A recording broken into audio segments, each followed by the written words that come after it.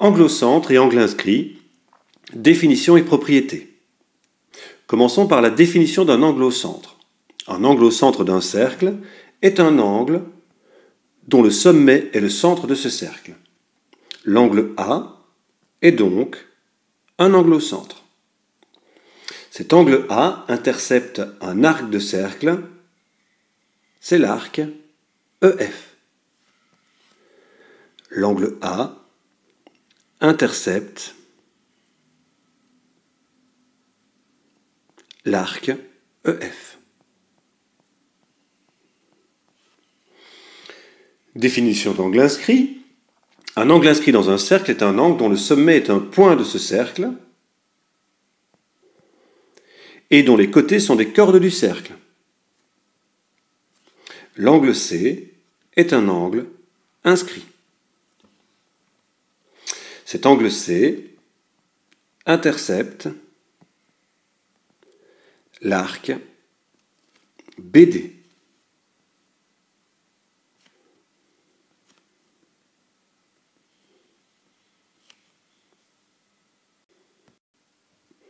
Première propriété. Dans un même cercle, l'amplitude d'un angle inscrit vaut la moitié de l'amplitude de l'angle au centre, interceptant le même arc.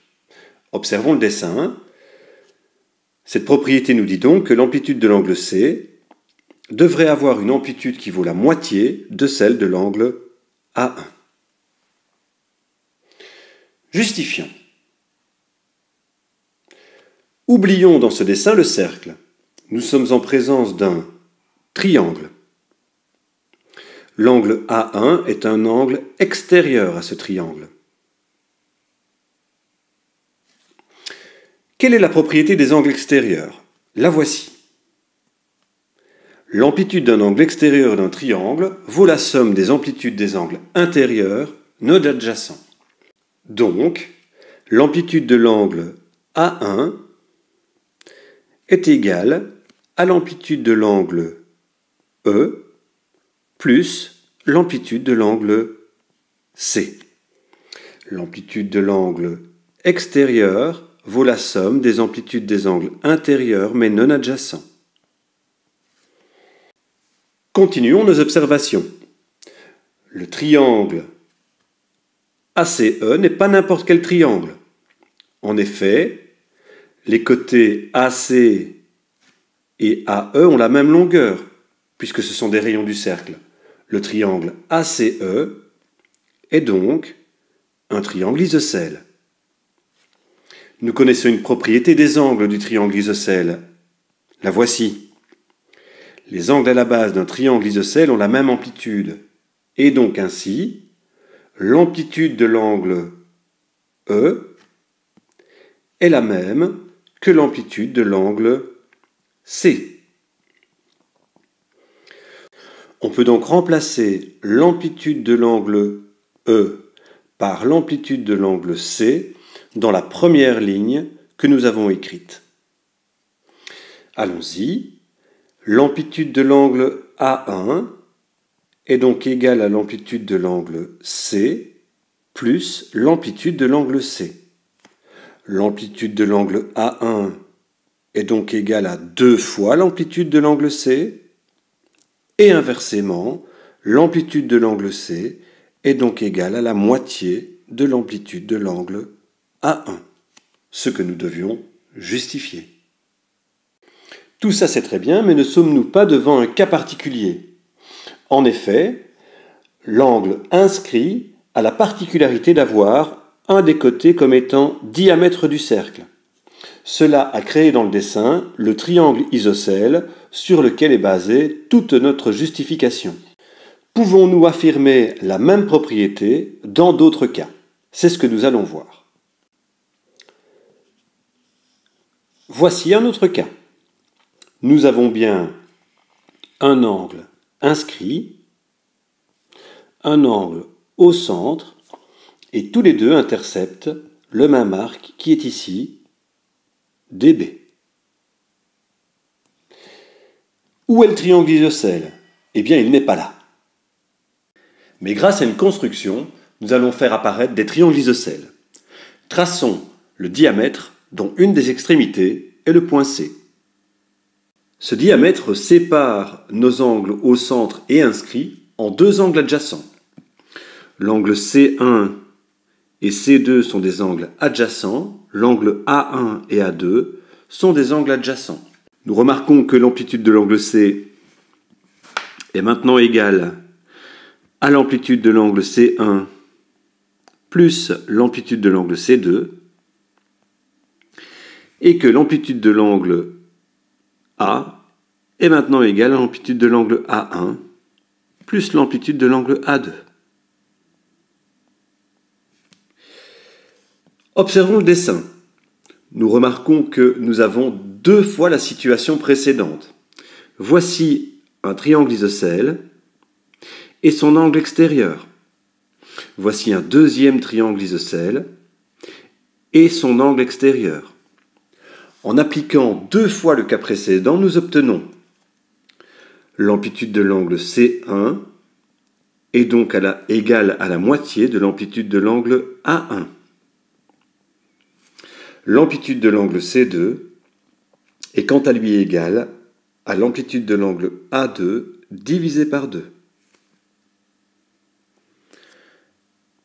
Conclusion. Puisque l'amplitude de l'angle C est égale à l'amplitude de l'angle C1 plus l'amplitude de l'angle C2. En remplaçant, nous obtenons que cette amplitude de l'angle C est égale à la moitié de l'amplitude de l'angle A1 plus la moitié de l'amplitude de l'angle A2. Additionnons les fractions. Pour additionner des fractions, on recopie le dénominateur commun et on additionne les numérateurs. Or, l'amplitude de l'angle A1 plus l'amplitude de l'angle A2 est égale à l'amplitude de l'angle A. L'amplitude de l'angle C est donc égale à l'amplitude de l'angle A divisé par 2.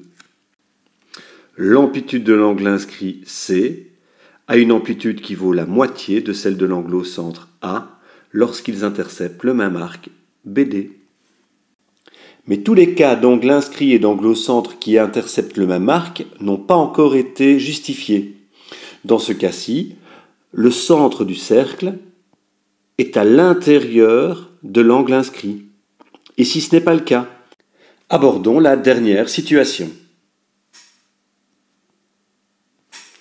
Dans ce cas, effectivement, le centre du cercle n'est pas à l'intérieur de l'angle inscrit. Nous devons justifier que l'amplitude de l'angle inscrit C vaut la moitié de l'amplitude de l'angle au centre A lorsqu'ils interceptent le même arc BD. Commençons par tracer un diamètre dont le point C, sommet de l'angle inscrit, est une des extrémités. Voilà. Remarquons que nous pouvons obtenir l'amplitude de l'angle C en réalisant la soustraction de l'amplitude de l'angle C1 moins l'amplitude de l'angle C2. De manière similaire, nous pouvons obtenir l'amplitude de l'angle A en réalisant la soustraction de l'amplitude de l'angle A1 moins l'amplitude de l'angle A2. Considérons que l'angle C2 est posé sur l'angle C1 et que l'angle A2 est posé sur l'angle A1. Écrivons ces égalités. L'amplitude de l'angle C est donc égale à l'amplitude de l'angle C1 moins l'amplitude de l'angle C2. L'amplitude de l'angle A est quant à elle égale à l'amplitude de l'angle A1 moins l'amplitude de l'angle A2. En réalisant la construction du diamètre, nous avons créé deux fois le premier cas. Observons, voici un triangle isocèle et l'angle extérieur qui nous intéresse. L'amplitude de l'angle C1 est donc égale à la moitié de l'amplitude de l'angle A1. L'amplitude de l'angle C1 est égale à la moitié de l'amplitude de l'angle A1. Voici un deuxième triangle isocèle et son angle extérieur. L'amplitude de l'angle C2 est donc égale à la moitié de l'amplitude de l'angle A2. L'amplitude de l'angle C2 est égale à la moitié de l'amplitude de l'angle A2. Le reste, c'est du calcul algébrique. Puisque l'amplitude de l'angle C est égale à l'amplitude de l'angle C1 moins l'amplitude de l'angle C2. En remplaçant, nous obtenons l'amplitude de l'angle C est égale à l'amplitude de l'angle A1 divisé par 2 moins l'amplitude de l'angle A2 divisé par 2. Soustrayons les fractions. On recopie le dénominateur commun, on soustrait les numérateurs. L'amplitude de l'angle A1 moins l'amplitude de l'angle A2 divisé par 2. Étant donné que l'amplitude de l'angle A1 moins l'amplitude de l'angle A2 est égale à l'amplitude de l'angle A, nous pouvons écrire que l'amplitude de l'angle C est égale à l'amplitude de l'angle A divisé par 2, ce qu'il fallait justifier.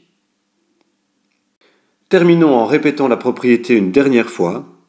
Dans un même cercle, l'amplitude d'un angle inscrit vaut la moitié de l'amplitude de l'angle au centre lorsqu'ils interceptent le même arc. Et voici enfin la deuxième propriété, beaucoup plus rapide à justifier, je vous rassure. Dans un même cercle, les angles inscrits qui interceptent le même arc ont la même amplitude. Dans notre dessin, l'angle inscrit C et l'angle inscrit E interceptent tous les deux l'arc BD. Traçons l'angle au centre qui intercepte le même arc. Le voici. Rappelons-nous de la propriété précédente. Dans un même cercle, l'amplitude d'un angle inscrit vaut la moitié de l'amplitude de l'angle au centre interceptant le même arc. Ainsi, l'amplitude de l'angle C vaut la moitié de l'amplitude de l'angle A puisqu'ils interceptent le même arc.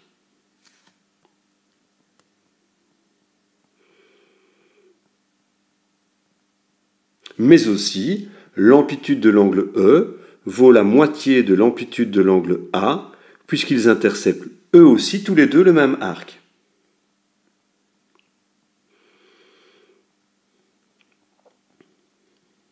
Conclusion évidemment, l'amplitude de l'angle C est la même que l'amplitude de l'angle E.